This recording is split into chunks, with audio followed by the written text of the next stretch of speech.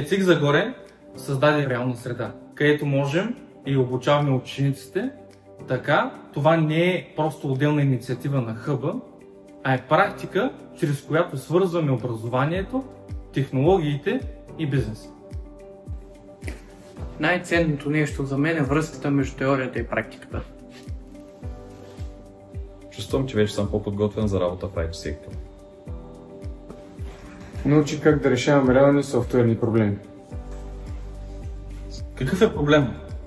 Проблема е, че учениците, както и студентите, главно учат теоретичната част. Но, както знаем всички, пазара на технологиите изисква невероятно голяма подготовка в практическия свят. В хода на 6 месеца започна с над 30 човека, от тях останаха 7, като всички от тези 7 се реализираха като програмисти.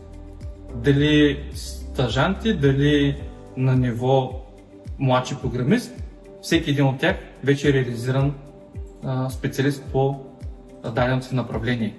Като дори двама от тях бяха наети от съвсем трета компания, т.е. бяха ни откраднати, за което аз много се радвам, защото означава, че пазара наистина оценя труда.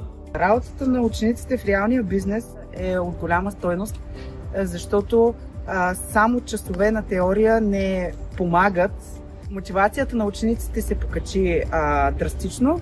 Те видяха какво е да работиш в реална среда, оцениха работата в реална среда и са много по-мотивирани от резултатите, които постигнаха.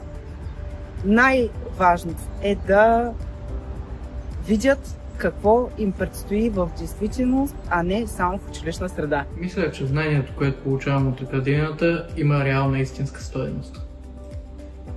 Вярвам, че мога да намеря реализация тук, в региона. Чувствам, че съм част от нещо голямо.